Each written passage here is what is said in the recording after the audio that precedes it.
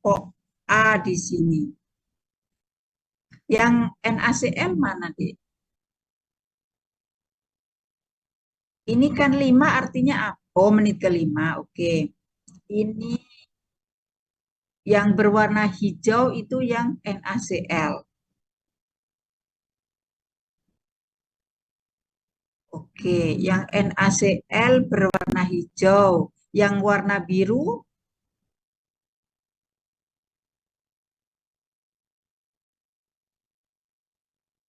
Metamizol 80, Ibu. nah ini aja loh. C. Yang B, yang misol itu yang dosis paling tinggi, bukan? Yang paling kecil, Ibu. Paling kecil kok paling tinggi ya, Dek, anunya, grafiknya.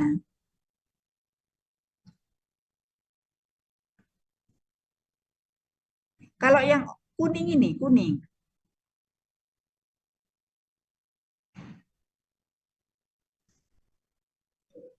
Halo, yang kuning nih apa, Dek? Yang kuning.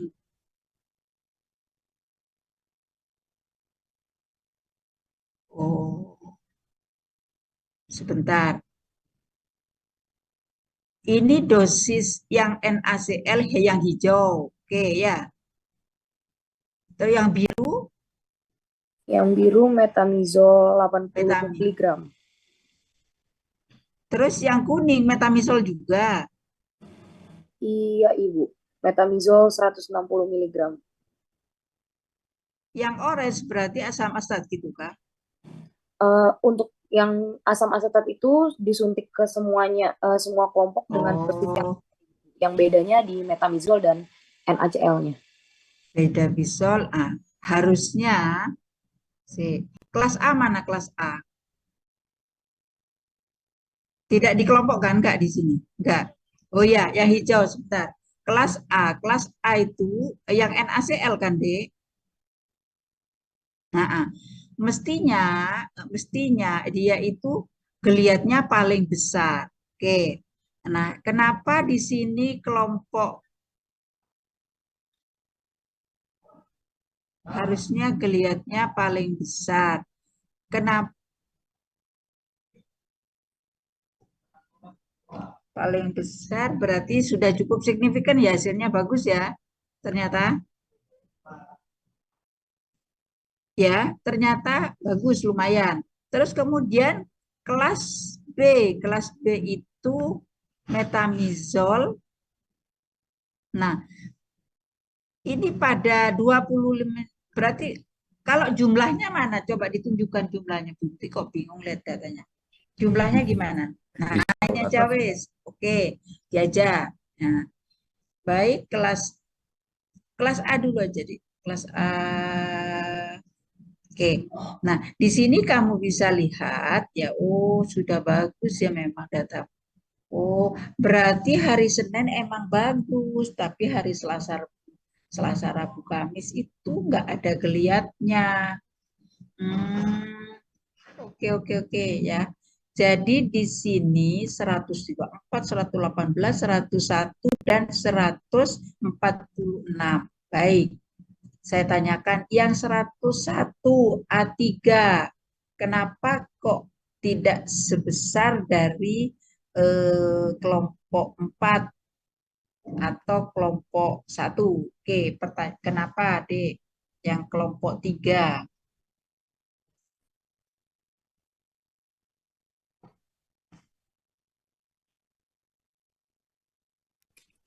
Izin menjawab, Bu. Yang Ya, kelompok 3 itu maksudnya sering diem terus garuk-garuk gatal gitu, Bu.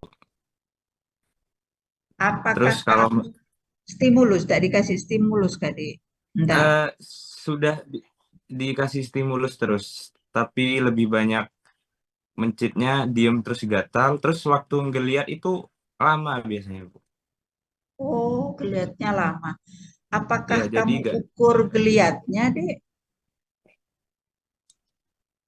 Enggak. diukur. Ukur menitnya maksudnya enggak. Oh, tidak. Tidak ya. Oh, geliatnya lama. Baik. Apakah semua obat masuk? Masuk, Ibu. Tidak ada Masuk. leaking atau salah injeksi. Oke, nggak apa-apa. Ini hasilnya sebenarnya bagus ya sudah. Terus kemudian yang kedua kelas B. Kelas B ini oke. Kelas B2 B4. Kenapa kira-kira kok tidak sebanyak dari yang A, yang B123? Ada permasalahannya di mana?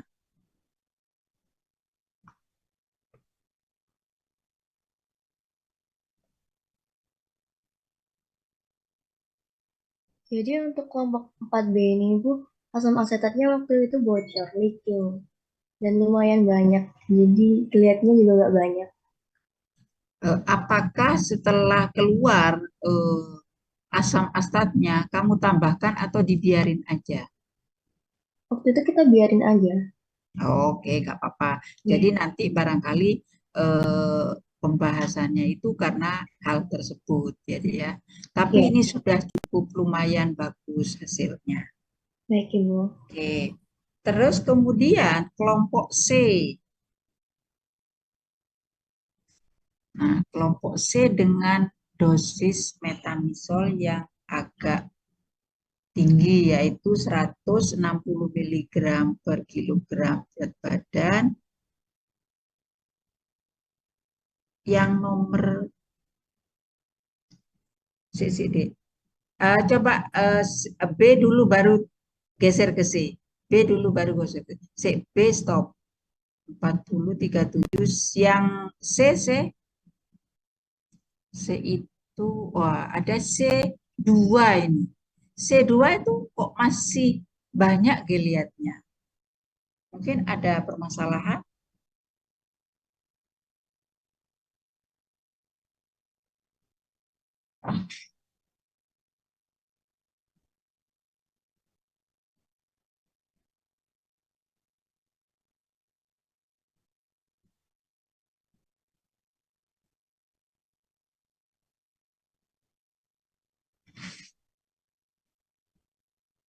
Tidak ada.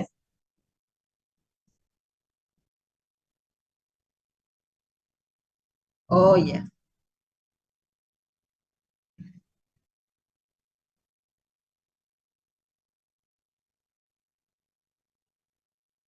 Oh, berarti ada kebocoran di metamisol. Baik. Kalau yang C, yang D, yang D. Nah, wow. Mohon maaf Ibu, tadi Iya, C2. iya. Untuk yang C2 itu, C23 Oh, yang C2. Oke, oke. C2 kenapa meta? Ah, kenapa D? C2 ya kenapa? Bu, karena itu agak banyak, soalnya kamu beri stimulasi juga Bu. Jadi ada kebocoran dan diberi stimulasi juga. Oh ya, sebenarnya itu di masalah memang masjid itu kan diem, memang diberi stimulasi. Sebenarnya walaupun tidak diberi stimulasi, kalau nyerinya hebat banget pada masjid tersebut, mestinya si mencit itu kan bergeliat sebenarnya ya. Tetapi eh, ya memang aktif ya karena jadinya menjadi 43 karena dia memang metamisolnya terjadi kebocoran. Oke, dibuat alasan untuk pembahasannya ya. Nah, sedangkan untuk D ini D, yang D geser, nah ini besar banget. Itu bagaimana kok bisa sedemikian tingginya? D2 atau D3? Wih, Eh,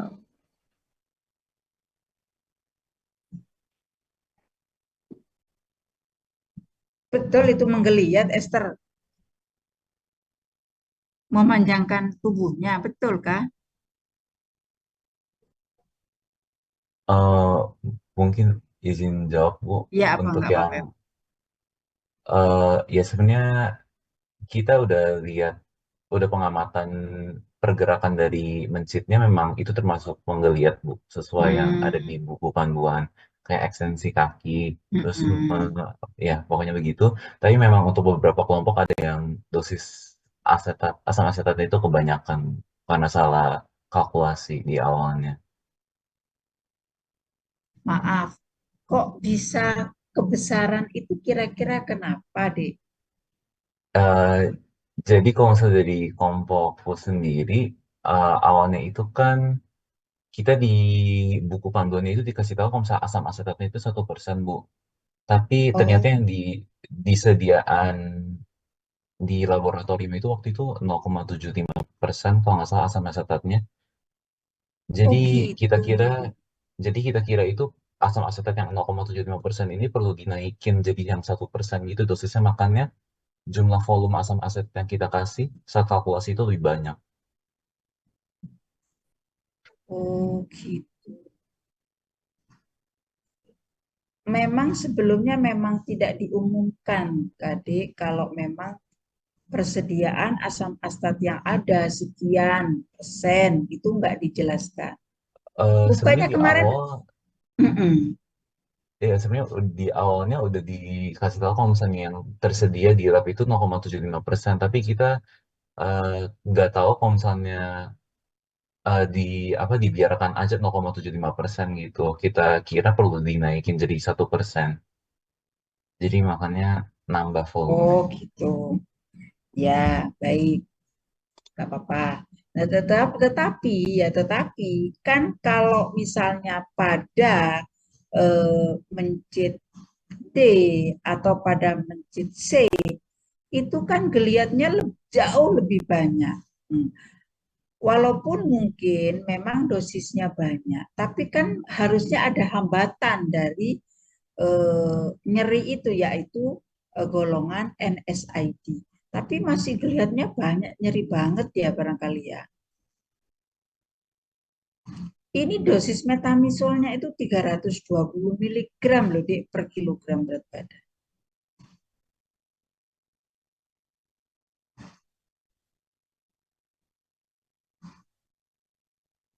Selain itu barangkali alasannya kenapa, selain mungkin dosisnya juga kebanyakan. Oke, tetapi kan tetap ada hambatan dari eh, golongan NSAID. Kan dia menghambat KOK, padahal tadi dijelaskan sama temennya bahwa dia mengeluarkan prostaglandin karena dia meningkatkan arachidonat, kan demikian gitu. Tapi kan dia itu kan sudah ada KOK-nya, dia KOK-nya dihambat, KOK satunya, prostaglandinnya. Nah, harusnya dia memang berkurang gitu loh geliatnya, ya. Tapi mungkin bisa dicari faktor yang lain itu apa, ya. Baik, berikutnya deh, berikutnya yang E. Ini dosisnya 600. Nah, 640 miligram per kilogram berat badan ya. Oke. Nah, di sini sudah betul ya, sudah cukup signifikan. Jadi sangat berkurang geliatnya karena adanya hambatan pada COX-1, yaitu metamisol dengan dosis tinggi yaitu 640 miligram per kilogram berat badan. Oke, sudah bagus. Nah, di sini ternyata harusnya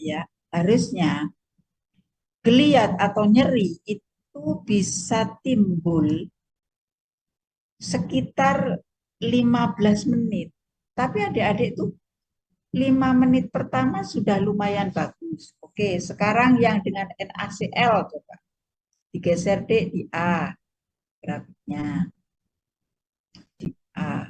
Nah, jadi dia dengan 5 menit pertama saja itu sudah menggeliat ya. 5 menit kedua dan 5 menit ketiga. Begitu juga seterusnya. Tetapi di dalam teori sebenarnya efek daripada geliat itu adalah 15 menit. Nah, kira-kira kenapa sih kok 15 menit? Biasanya geliat itu mungkin mencapai puncaknya. Tapi di sini bisa dilihat 5 menit pertama sudah 41, baru 28, baru 20. Menurut teori memang 5 menit. Kira-kira kenapa ya, Di?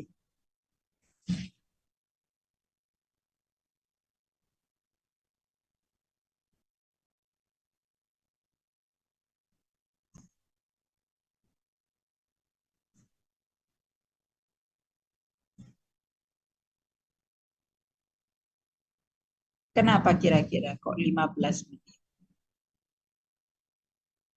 Harusnya, harusnya lo ya.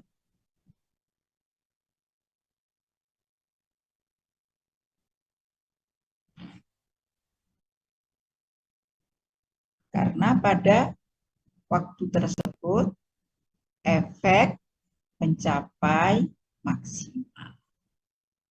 Ya. Jadi sebenarnya geliat itu penyebabnya adalah itu tadi ya, nyeri yang parah, terjadi inflamasi, terjadinya iritasi. Itu yang pertama karena daripada asam astat.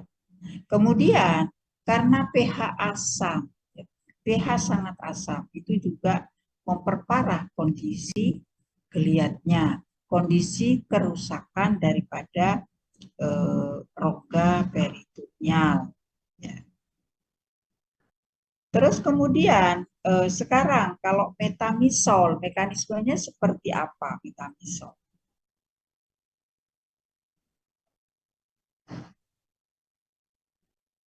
Ya, tadi kan meningkatkan prostaglandin, arakidon. Nah, kalau metamisol seperti apa mekanismenya? Bagaimana Sahra?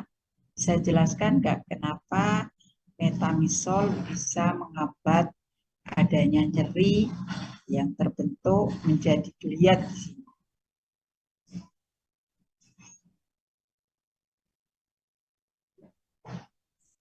Baik Ibu, jadi metamizol mengurangi rasa sakit dengan menghambat COX-3. Terus terhambatnya itu menyebabkan penurunan sintetis prostaglandin E2 di sistem saraf pusat.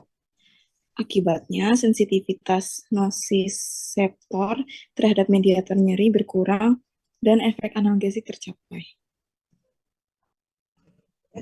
Jadi kebalikan ya mekanismenya dengan asam astat.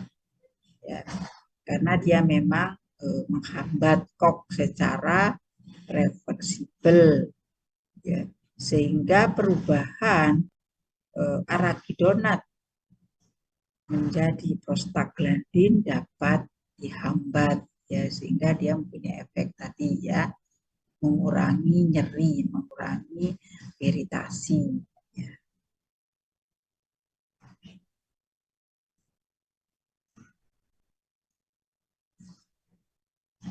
Terus pertanyaannya lagi, mengapa pada efek yang kadar yang lebih besar dari metamisol dapat peningkatannya semakin banyak?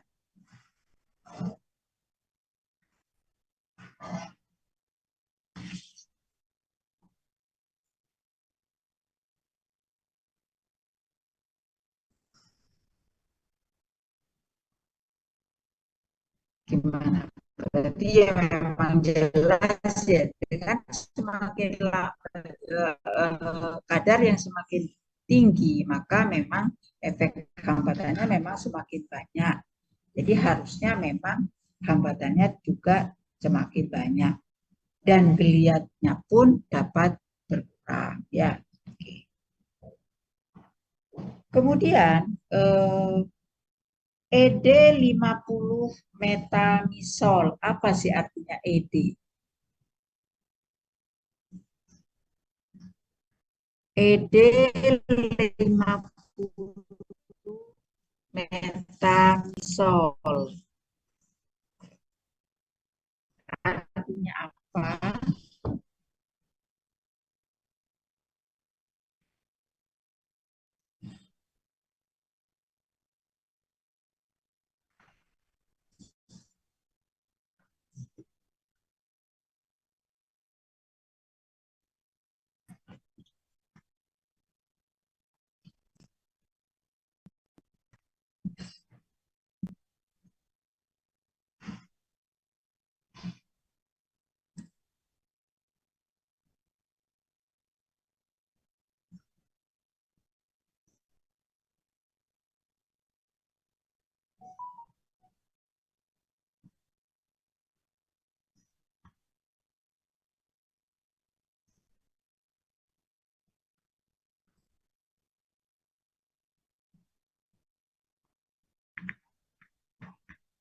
apa DED 50? Efektif dos.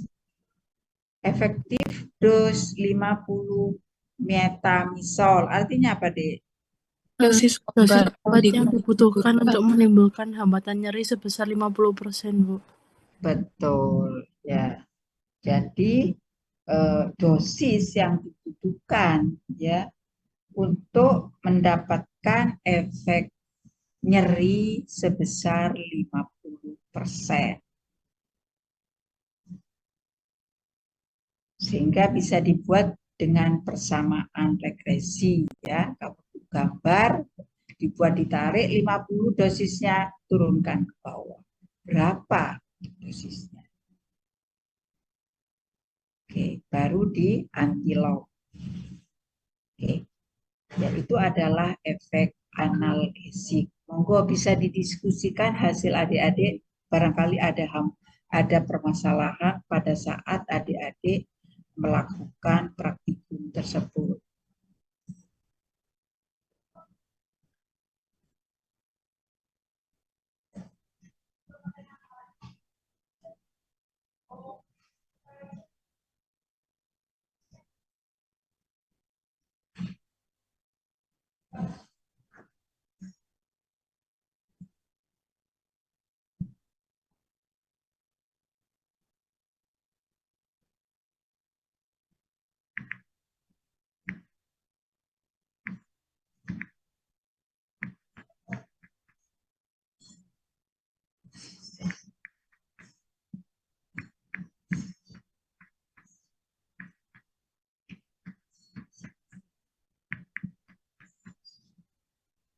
Oke, selain dari metamisol, ya, selain dari metamisol, kira-kira analgesik apa saja yang adik-adik ketahui?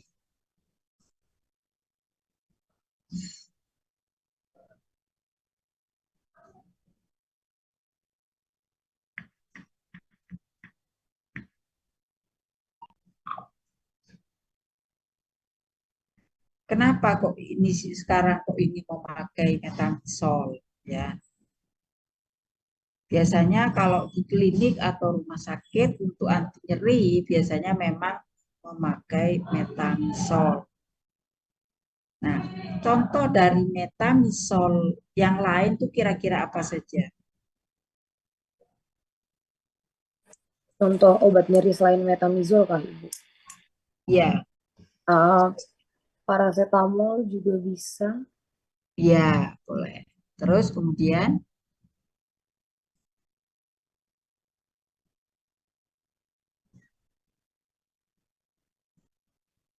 Aspirin mungkin. aspirin juga bisa, ya. Aspirin kok satu. Biasanya aspirin itu selain untuk anti nyeri, analgesik, dipakai untuk apa ya, Mas?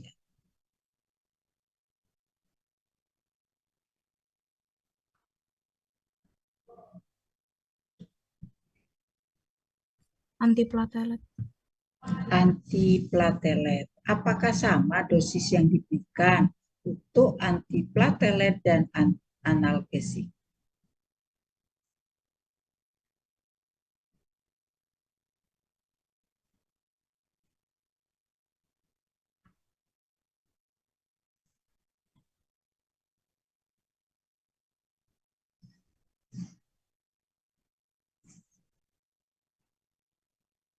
Berbeda, Bu, seharusnya.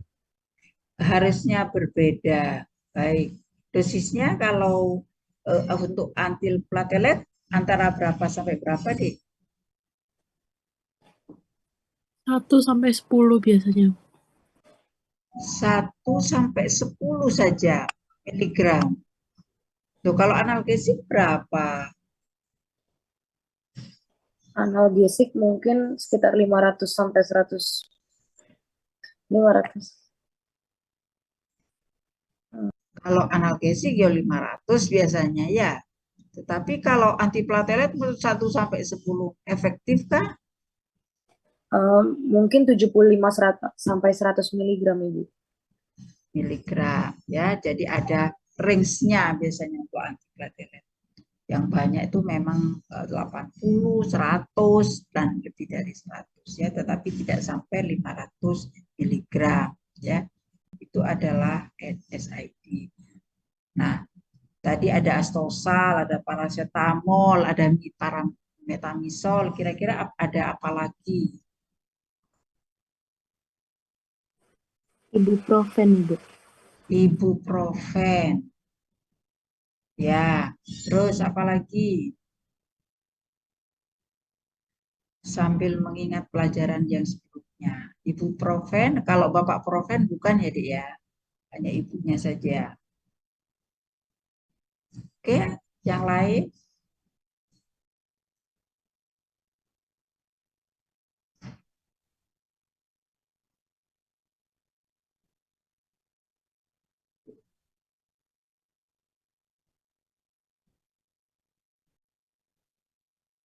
Mengulangi pelajaran sebelumnya. Di situ kan ada NSAID yang mempunyai efek samping kepada nyeri lambung ya, seperti kemarin dijelaskan. Di situ termasuk prostaglandin ya, dengan pemakaian SID yang terus menerus. Kira-kira terapinya apa deh yang kemarin dijelaskan?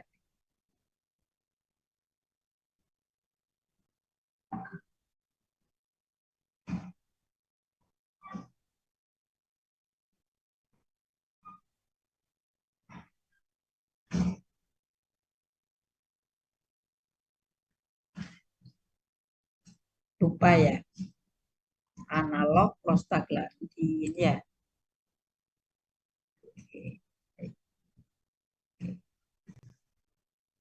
Ada lagi yang ditanyakan? Sambil adik-adik mempersiapkan pertanyaannya, mungkin coba Bu Tuti sambil mengabsen aja ya.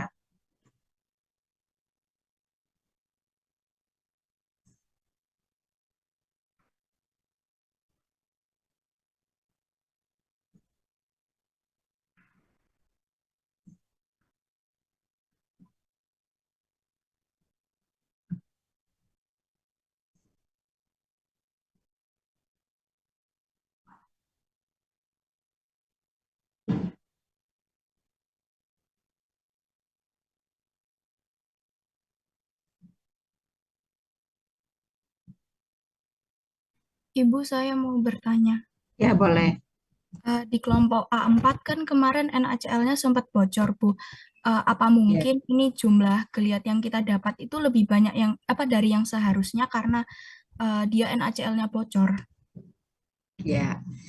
Jadi NaCl itu sebenarnya itu adalah belangko nih. Bisa tidak diberikan, tetapi bisa diberikan. Ya. Kenapa kok diberikan, Bu? Disesuaikan ya.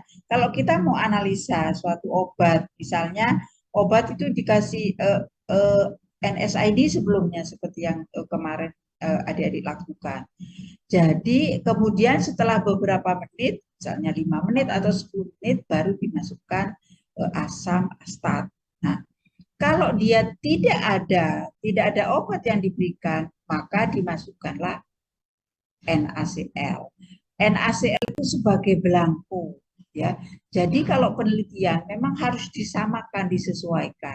NaCl itu kan inert ya, dia tuh sama dengan tidak diberikan apa-apa ya, tidak diberikan apa-apa tuh sama saja. Jadi kalau dia bocor dan sebagainya tidak ada pengaruh di situ ya. Jadi seperti itu, jadi harus dilakukan. Kalau misalnya itu Bu tidak diberikan, sebenarnya itu tidak apa-apa, tidak diberikan. Hanya saja kalau suatu penelitian itu memang harus ada belangko yang harus dites.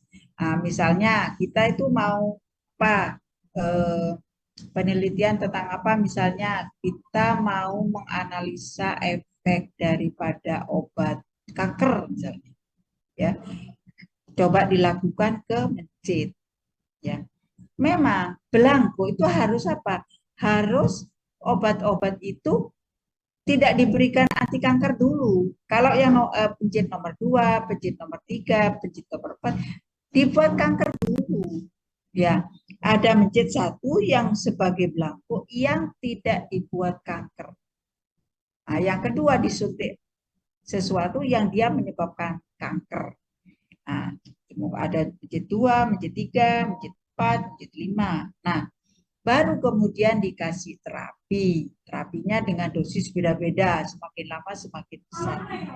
Tapi hal yang tidak belangko itu harus diberikan, tidak boleh diberikan apa-apa, sehingga biasanya diberikan suatu senyawa yang netral, yang disesuaikan dengan obatnya. Misalnya mencit yang anti kanker itu tadi kan pertama disuntik kanker terus sehingga menyebabkan mencitnya kanker.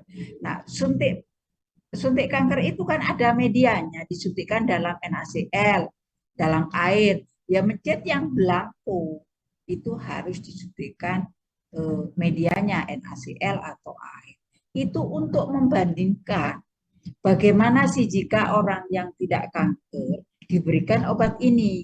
Nah, kalau yang kanker diberikan obat ini dengan beberapa kadar, itu bagaimana sih? Nah, jadi setiap penelitian harus ada pembandingnya.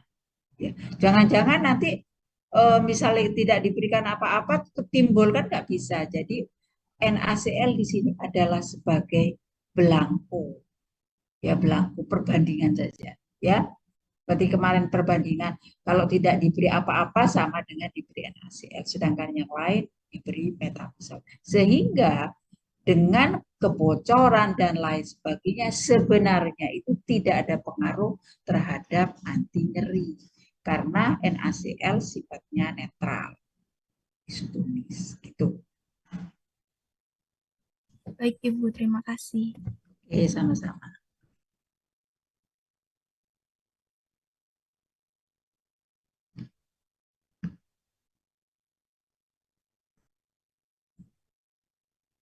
Monggo, barangkali ada lagi. Permisi, Bu, izin bertanya. Ya, Itu kan kami menyuntikkan asam asetatnya 30 menit setelah penyuntikan metamizol. Nah, ya. tapi kan ada beberapa kesalahan praktikan yang menyebabkan penyuntikannya itu bisa lebih dari 30 menit itu. Jadi kayak lebih 3 menit mungkin. Nah,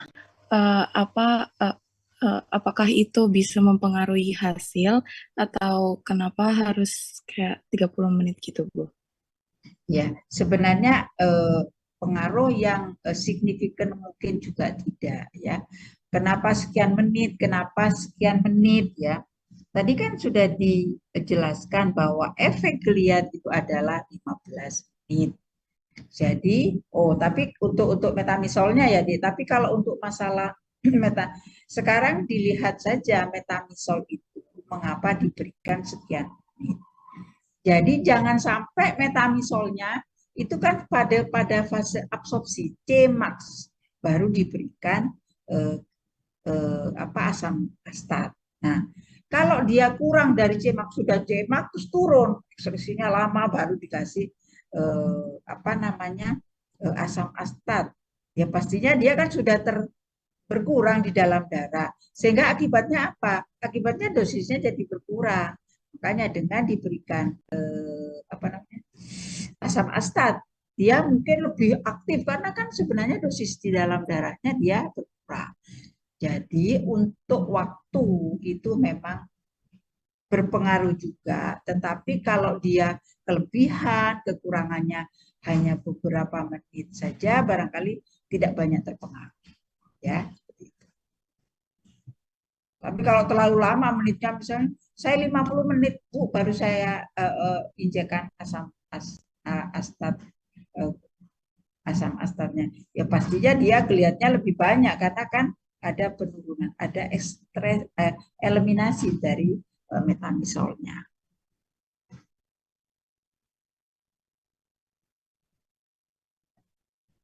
Baik, terima kasih, Bu. Ya, sama-sama.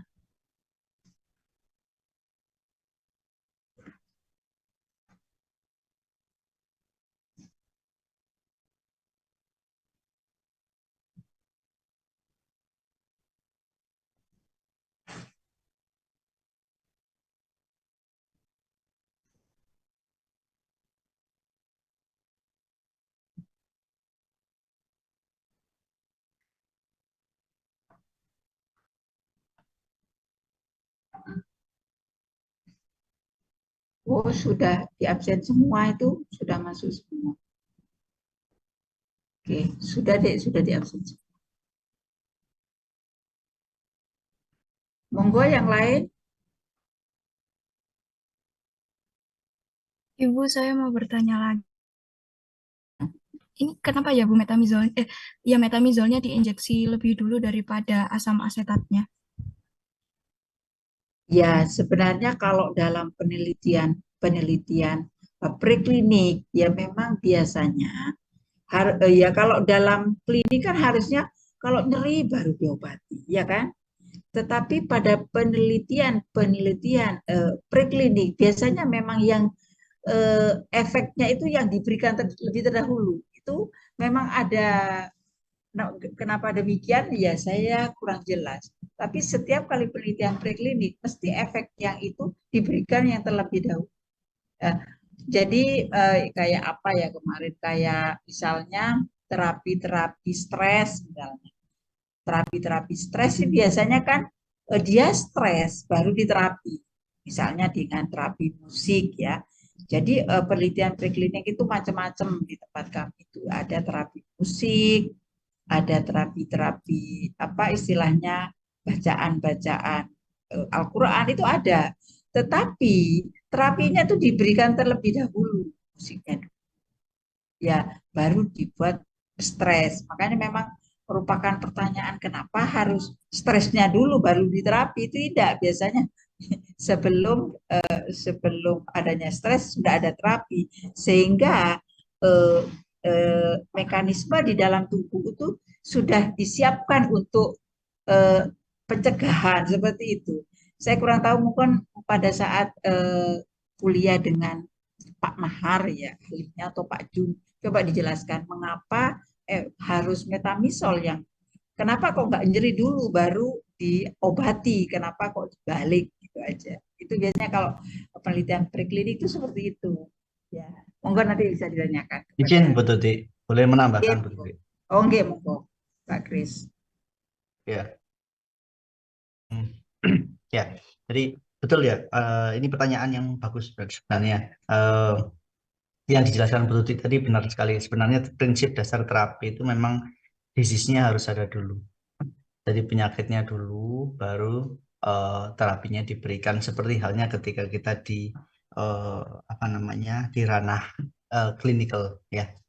Jadi, tetapi pada penelitian-penelitian preklinik menggunakan apa namanya hewan coba gitu ya, itu akan dilakukan pengukuran efektivitas. Ya.